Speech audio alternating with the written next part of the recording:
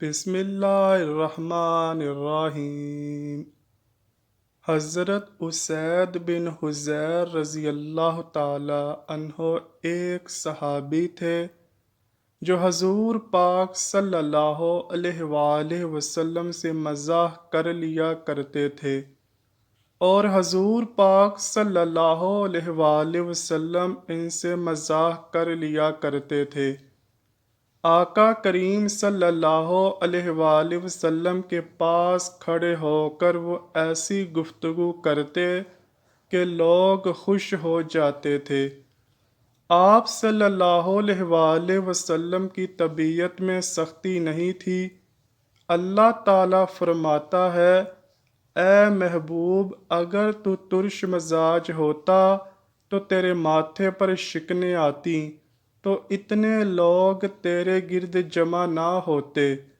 رسول اللہ صلی اللہ علیہ وآلہ وسلم سے بڑھ کر تبسم کرنے والا کوئی نہ تھا، متبسم رہتے تھے۔ جب اکیلے ہوتے تو متفکر رہتے اور جب لوگوں سے ملتے تو متبسم ہو جاتے۔ حضور پاک صلی اللہ علیہ وآلہ وسلم ضحک نہیں کرتے تھے، لیکن کبھی کبھی کوئی ایسی بات ہوتی تو حضور پاک صلی اللہ علیہ وآلہ وسلم اتنا بھی مسکراتے کہ حضور صلی اللہ علیہ وآلہ وسلم کی داڑھ مبارک بھی صحابہ کو نظر آتی تھی۔ حضور پاک صلی اللہ علیہ وآلہ وسلم صحابہ سے مزاح کر لیتے اور صحابہ حضور پاک صلی اللہ علیہ وآلہ وسلم سے مزاح کر لیتے تھے۔ ایک صحابی کا نام ظاہر بتلایا جاتا ہے اور وہ دیہات میں رہا کرتا تھا۔ حضور پاک صلی اللہ علیہ وآلہ وسلم فرمایا کرتے تھے کہ یہ ہمارا دیہات ہے اور ہم اس کے شہر ہیں۔ وہ مسجد نبوی صلی اللہ علیہ وآلہ وسلم کے قریب گھاس لا کر بیچتا تھا، اپنے گاؤں سے کاٹتا اور یہاں بیچتا اور یہاں جو پیسے ملتے اس کی چیزیں اپنے دیہات لے کر جاتا۔ ایک دن وہ گھاس بیچ رہا تھا کہ حضور پاک صلی اللہ علیہ وآلہ وسلم قریب سے گزرے تو دیکھا کہ ظاہر بیٹھا ہوا ہے، اور حضور پاک صلی اللہ علیہ وآلہ وسلم چپکے سے اس کے پاس گئے اور ان کی کوہلی بھر لی۔ جب کسی کے پیار کو دیکھنا ہو تو اچانک اس کی آنکھیں بند کر لیتے ہیں، اسے کوہلی بھرنا کہا جاتا ہے۔ آپ نے اکثر لوگوں کو دیکھا ہوگا کہ وہ ایسے ہی لوگوں کو پرکھتے ہیں کہ وہ ان کو پہچانتا ہے یا نہیں۔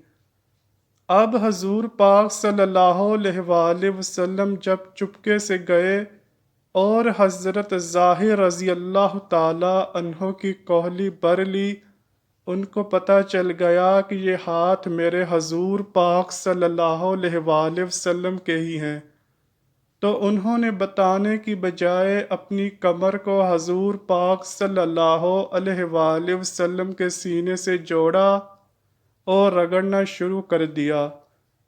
حضور پاک صلی اللہ علیہ وآلہ وسلم آنکھیں دباتے رہے کہ ظاہر بولے اور بتائے کہ کون ہے، لیکن حضرت ظاہر نہ بولے۔ حضرت ظاہر رضی اللہ تعالی عنہ بول نہیں رہے اور حضور پاک صلی اللہ علیہ وآلہ وسلم آنکھیں دبا رہے ہیں۔ پھر حضور پاک صلی اللہ علیہ وآلہ وسلم نے خود ہی فرمایا، اس غلام کو کون خریدے گا؟ حضرت ظاہر کہنے لگے، حضور پاک صلی اللہ علیہ وآلہ وسلم، میں تو بڑا سستا ہوں، مجھے کون خریدے گا؟ حضور پاک صلی اللہ علیہ وآلہ وسلم نے فرمایا، اے ظاہر، تو اللہ کے ہاں بڑا مہنگا ہے۔ صحابہ حضور پاک صلی اللہ علیہ وآلہ وسلم سے مزاح کرتے۔ ایک صحابی کا ذکر آتا ہے کہ وہ حضور پاک صلی اللہ علیہ وآلہ وسلم سے عملی مذاق کر لیتے تھے۔ وہ جاتے منڈی میں سبزی خرید لیتے یا کوئی نیا پھل آتا تو خرید لیتے۔ حضور پاک صلی اللہ علیہ وآلہ وسلم کی خدمت میں آ کر ہدیہ پیش کرتے اور حضور صلی اللہ علیہ وآلہ وسلم قبول کر لیتے، خود بھی کھاتے، جو پاس بیٹھے ہوتے انہیں بھی کھلاتے تھے۔ اس صحابی کو دعا دیتے کہ یہ نیا پھل آیا، تو نے ہمیں کھلایا، اللہ تجھے اس کی جزا دے۔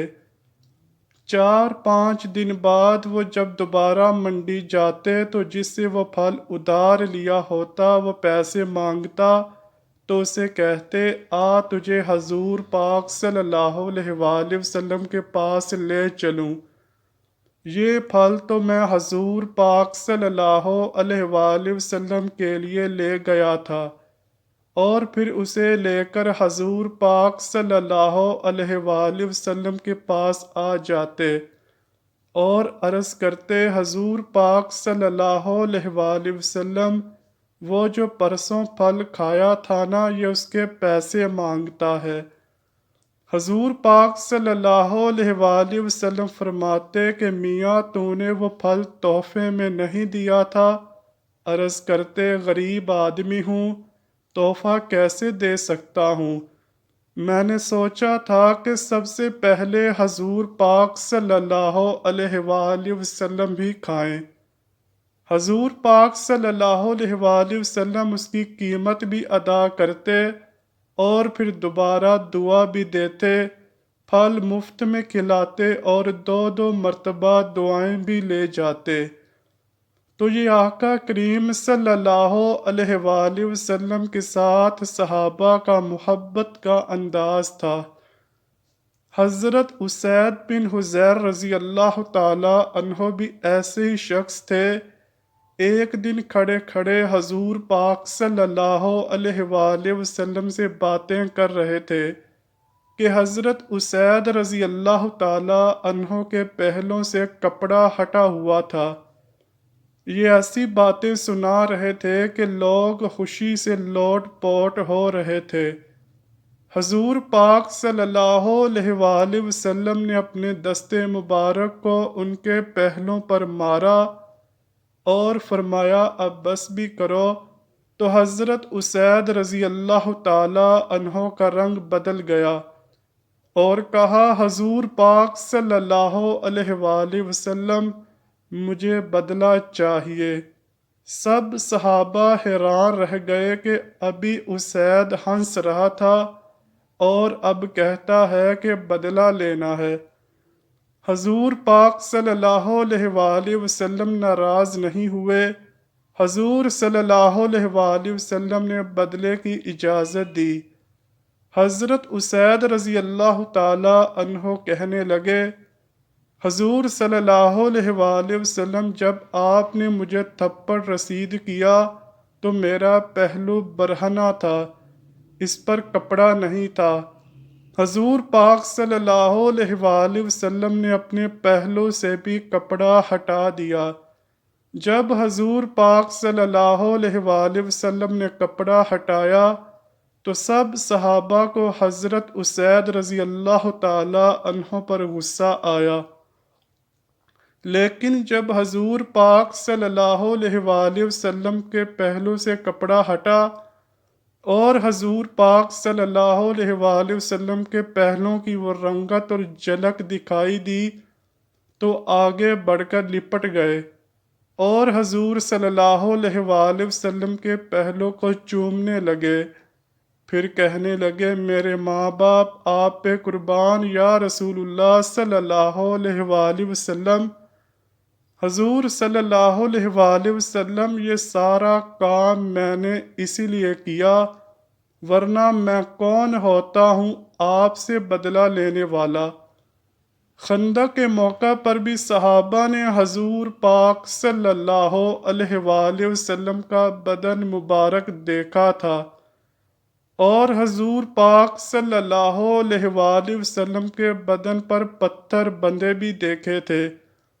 اس کے علاوہ بھی کئی ایسے مقامات آئے کہ صحابہ نے حضور پاک صلی اللہ علیہ وآلہ وسلم کا بدن اقدس بھی دیکھا۔ حضور پاک صلی اللہ علیہ وآلہ وسلم کی پشت بھی دیکھی ہے۔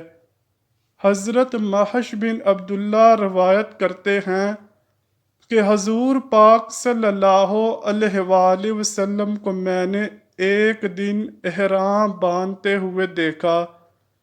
جب حضور پاک صلی اللہ علیہ وآلہ وسلم احرام باندھ رہے تھے تو میں نے حضور پاک صلی اللہ علیہ وآلہ وسلم کی پشت مبارک دیکھ لی۔ ایسا لگتا تھا کہ جس طرح چاندی میں ڈلی ہوئی ہو۔